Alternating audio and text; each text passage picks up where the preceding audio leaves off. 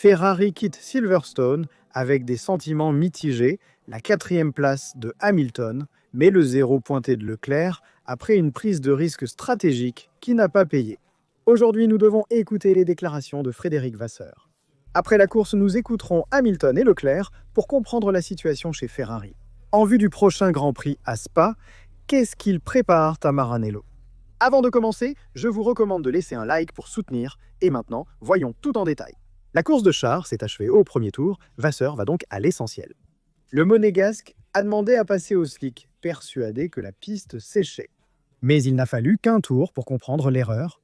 Dès le premier passage, il était déjà 5 secondes plus lent que ceux qui le précédaient.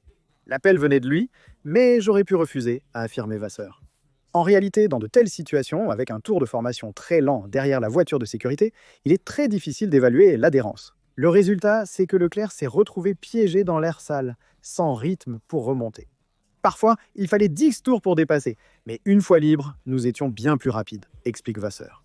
Un autre Grand Prix gâché à cause d'erreurs d'exécution, pas tant à cause de la performance pure. Samedi, Ferrari excellait en Q1 et Q2, occupant les 2 premières positions avant de chuter en Q3. Charles Leclerc s'est plaint d'un souci technique, mais Frédéric Vasseur minimise. Le vrai problème était l'exécution. Dans ces qualifs, tout compte.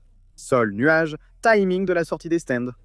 Il suffit de quelques secondes pour tout changer dans une lutte entre 6 voitures. Mais il y a aussi une question de réglage. En effet, Vasseur l'admet. Charles a fait un pas en avant sur le rythme de course, aussi grâce au réglage. Mais ce choix rend la qualification plus compliquée pour lui. Il y a 2 ans, je lui disais que les points se marquent le dimanche. En 2023, nous avons fait 5 ou 6 pole positions, mais aucune victoire. Maintenant, nous allons dans une autre direction. En somme, Leclerc essaye de devenir un pilote plus complet. Mais le prix à payer, c'est un samedi moins explosif. Selon Vasseur, Charles est très autocritique, parfois à l'excès, ce qui peut devenir une limite. Mais l'équipe apprécie qu'il assume ses responsabilités. À mi-parcours du championnat, Vasseur dresse un bilan lucide et sans illusion. Rattraper McLaren sera très difficile, ils ont un avantage technique et au niveau des points. Même en gagnant toutes les courses restantes, rien ne garantit que nous serions champions. Selon le chef d'équipe, Ferrari doit désormais se focaliser sur des objectifs tangibles. Nous sommes encore en lutte avec Mercedes et Red Bull et nous voulons gagner des courses. Ce serait Les victoires d'étape sont essentielles pour l'équipe, la confiance et le moral. Il faut oublier le rêve du championnat du monde pour le moment. Oui, parce qu'avec 11 Grands Prix encore à disputer, chaque week-end peut être l'occasion de remonter sur la plus haute marche. À condition de ne plus se tromper dans l'exécution et de trouver un moyen de faire fonctionner la SF25 même lorsque le ciel devient gris. Et Charles, c'est vrai qu'il s'est compliqué la course tout seul en s'arrêtant au premier tour et en tentant quelque chose de différent par rapport à son coéquipier. De plus, son pilotage s'adapte mal à ces conditions. En effet, une voiture trop survireuse rend l'arrière instable. Une meilleure adhérence peut aider, mais quand elle diminue avec la température de l'asphalte, il devient difficile de contrôler l'arrière du véhicule. Mais nous devons aussi écouter les paroles de Lewis Hamilton sur Silverstone, car lui est un peu plus optimiste. La SF25 n'aime pas ces conditions, mais maintenant je sais ce que je veux de la prochaine Ferrari, Silverstone. Ça devait être le week-end du premier podium en rouge pour Lewis Hamilton. Et pourtant, le septuple champion du monde a terminé 4e derrière un héroïque Nico Hülkenberg, qui après plus de 230 Grands Prix a enfin décroché son premier podium en carrière. Et pour Lewis Hamilton, il ne reste que des regrets. Des regrets pour une Ferrari difficile à piloter, une stratégie imparfaite et surtout des conditions météo qui ont mis en évidence toutes les limites de la SF25. Chaque virage était une glissade, a déclaré Lewis Hamilton. Et à la fin de la course, il l'a dit sans détour. La voiture n'aime pas ces conditions. Elle était glissante, instable et incontrôlable. À chaque virage, je perdais l'arrière. Dans le virage 3, je suis sorti large, perdant beaucoup de temps. J'ai fait d'autres erreurs, mais le vrai problème était que je n'arrivais pas à faire confiance à la voiture. Cette confiance que chaque pilote recherche pour vraiment attaquer, elle n'était tout simplement pas là à ce moment-là. C'est comme construire un mur puis le démolir à chaque fois. Quand tu n'as pas confiance dans l'arrière de la voiture, tu es dans une zone de non-droit. Je me suis senti ainsi presque toute la course. Hamilton l'admet, la stratégie nous a coûté 3 ou 4 positions. Le premier arrêt au stand n'est pas arrivé au bon moment. C'était un moment clé de la course. Mais Vassaro, après la course, a aussi révélé un détail en coulisses. Ferrari a perdu le signal système de positionnement global de la voiture de Lewis. Il ne savait même pas où il se trouvait sur la piste et cela a influencé tout le travail du mur des stands. De plus, le comportement de la SF25 dans les virages lents aggravait la situation. J'avais trop de sous-virages, j'ai commencé à freiner avec l'avant gauche et je n'arrivais plus à la faire tourner. J'ai tenté de corriger avec les boutons, en vain. Comme déjà mentionné, Hamilton a trouvé du positif. Je sais maintenant ce que je souhaite pour la Ferrari de 2026. Parmi toutes les difficultés, Hamilton a trouvé un point de départ. Les essais libres et les qualifications se sont bien déroulés sur le sec. Nous étions les plus rapides et j'appréciais l'équilibre de la moto. Malgré le peu de résultats de cette course, j'ai compris ce que je ne veux pas dans la voiture de 2026. La référence est claire, le futur projet de Ferrari, auquel Hamilton songe déjà, devra être façonné autour de lui. Les informations collectées ce week-end seront cruciales pour développer la nouvelle monoplace, celle qui devra réellement le mener à la victoire chez Ferrari. Et puis un dernier message apaisant. La voiture est aujourd'hui beaucoup plus facile à conduire qu'au début de l'année. Et même la relation avec Riccardo Adami s'améliore, maintenant nous nous comprenons mieux. Lewis en veut plus, et même si Silverstone ne lui a pas offert le podium, cela lui a donné une vision plus précise de la direction à prendre. La Ferrari n'est pas encore là où il le voudrait aujourd'hui, mais chaque week-end, elle progresse un peu plus. Et avec le bon travail, cette confiance qui lui manquait aujourd'hui pourrait devenir sa meilleure arme dans la seconde moitié de la saison. Et même Charles Leclerc a dit qu'il voulait apprendre de Lewis Hamilton à piloter cette voiture, la SF25, dans des conditions de piste mouillées. Charles Leclerc a lui-même admis avoir fait l'une des pires courses de sa carrière à Silverstone. Tout s'est mal passé pour lui, il ne le nie pas. 14e à l'arrivée, stratégie inefficace, rythme absent et trop d'erreurs commises. Le Monégasque a eu la nette impression de vivre un week-end qui ne ressemblait même pas à de la Formule 1, une course cauchemardesque que le Monégasque qualifie d'inexcusable. La stratégie a été une mauvaise décision. Le problème, cependant, c'est que le choix des pneus n'était que la partie émergée de l'iceberg.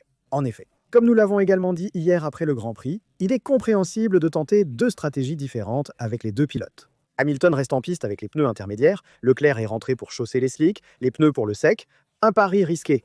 Leclerc pensait que la piste sécherait vite, mais ce ne fut pas le cas. Les deux premiers secteurs convenaient aux slicks, mais le troisième était encore trop mouillé. J'ai cru à tort que ça s'améliorerait vite. C'est ce qu'a dit Charles. Mais le vrai problème, c'est que son rythme de course a été complètement absent. C'est en effet l'élément clé à analyser. Je n'avais pas de rythme et je ne sais pas encore pourquoi. C'est là que l'expérience de Lewis Hamilton entre en jeu. Charles admet qu'il n'a pas encore vu les données de Hamilton, mais ce dernier était nettement plus rapide. C'est utile car quand un pilote est en difficulté, tu as au moins un point de référence. Si nous avions tous deux été en difficulté, il aurait été impossible de comprendre quoi que ce soit, n'est-ce pas? Mais parlons aussi de la suspension arrière et du problème de Charles Leclerc en qualification. Il a été clair, je ne pense pas que cela se résoudra bientôt. En effet, lorsqu'on lui demande un commentaire sur la nouvelle suspension arrière attendue à Spa, Charles ne se prononce pas « je ne peux pas répondre » à ce sujet. Et même à propos du problème mystérieux qu'il a évoqué en qualification, il a dit qu'il pense que ce n'est pas résoluble à court terme. Une déclaration qui sent la résignation. Parce que si Si une équipe comme Ferrari admet ne pas avoir de solution rapide à un problème structurel en qualification, là où une confiance absolue est nécessaire, alors la situation est plus grave qu'il n'y paraît. En somme, là, la course à Silverstone a mis à nu toutes les fragilités de la SF25 et plus, encore celle de la relation entre Leclerc et cette voiture. Une voiture nerveuse et imprévisible, mais on peut apprendre de ces moments-là. Et Charles le sait, et il a dit « Je vais travailler dur pour comprendre ce qui s'est passé ». Nous devons également évoquer le contact avec Carlos Sainz, qui a été très sérieux. Leclerc a enchaîné les erreurs. Dans sa tentative de récupérer des points, Charles lutte roue contre roue avec Carlos Sainz. D'abord, il se frôle dans le virage 4, puis le contact le plus dur arrive dans le virage 15. Leclerc, en dérapant, endommage aussi l'aileron avant de la Williams. Et il a dit « Leclerc, désolé pour Carlos, j'essayais de défendre ma position, mais c'est encore mon erreur. » Et il l'a payé lui aussi. Une journée noire à tous points de vue où, même dans les duels, la lucidité a fait défaut. Et le problème, c'est que le réglage de Leclerc est trop extrême et donc, sous la pluie, il ne peut pas l'aider. Le Monégasque explique qu'il a dû rouler à 1 seconde des temps limites pour ne pas risquer de finir dans le mur. Alors que Hamilton parvenait à aller plus vite, ayant un réglage moins extrême, plus d'appui à l'arrière, et donc réussissant à avoir plus de grippe même dans les virages rapides. Et sur l'accrochage entre Leclerc et Sainz, au virage 15 Leclerc, s'est complètement trompé. Il a littéralement détruit la course de Sainz. Une pénalité aurait été justifiée. Pour le virage, quoi de son dépassement était décidé, mais là il n'y a rien à reprocher, mais Je confirme être d'accord, Leclerc a fait une course très négative à Silverstone. Nous attendons plus du Monégasque et nous espérons qu'il pourra faire mieux aussi en vue de l'année prochaine. Parce qu'en 2026, Ferrari veut avoir 2 pilotes à la hauteur qui puissent tous les deux se battre pour le titre. Cela dit, je veux commenter 2 derniers épisodes, un de Verstappen et un d'Alonso. Max Verstappen n'a jamais mâché ses mots et après Silverstone 2025, il a dépassé toutes les limites. La course était inutile, de toute façon, nous ne nous battons pas pour le championnat, donc ça m'est égal. Ce sont des paroles lourdes qui résonnent comme une bombe, non seulement sportive, mais aussi politique, car derrière ce ça m'est égal se cache un profond malaise. Sur le papier, le week-end s'annonçait bien avec la pole position le samedi, une première après des semaines difficiles, mais tout s'est écroulé le dimanche. tout avec Sous la pluie, la Red Bull de Max est devenue difficile à contrôler, le reléguant à la 5e place derrière Hülkenberg, Russell et Hamilton. Après la course, il a critiqué sans retenue l'équipe, la voiture et la situation. De plus, nous avons vu comment Jos Verstappen s'est attaqué à Christian Horner. En effet, selon Formula One Insider.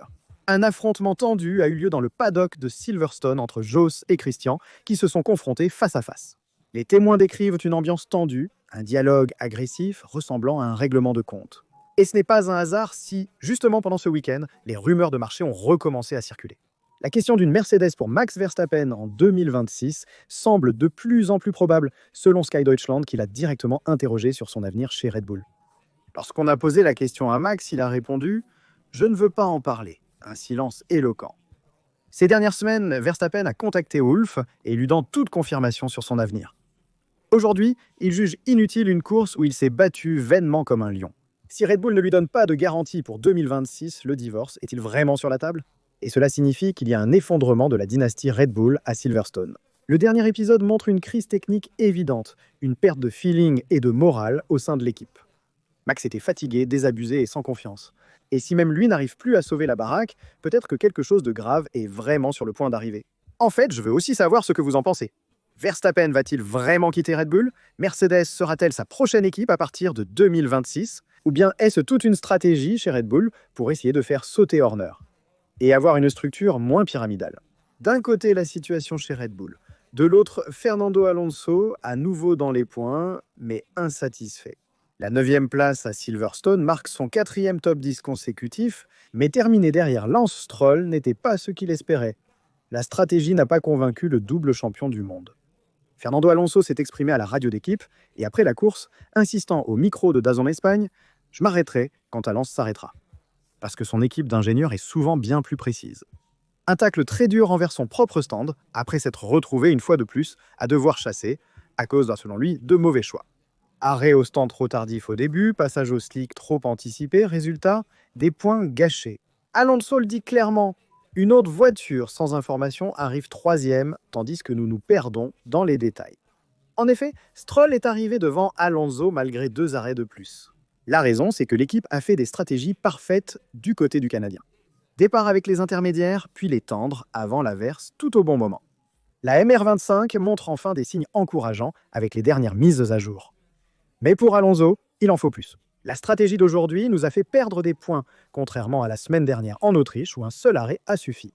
En somme, Alonso ne fait plus vraiment confiance à son stand. Et quand un pilote avec 20 ans d'expérience en vient à dire qu'il se fie aux décisions du stand de son coéquipier, il y a quelque chose qui ne va pas.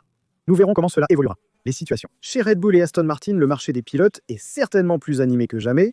Verstappen pourrait aller chez Mercedes et Alonso veut quelques garanties supplémentaires chez Aston Martin. Martin, donnez votre opinion en commentaire sur les sujets discutés dans la vidéo. N'oubliez pas de liker, de vous abonner et d'activer les notifications pour ne rien manquer sur la chaîne. Je vous laisse d'autres vidéos liées ici de Rastaduto. On se retrouve dans une prochaine vidéo.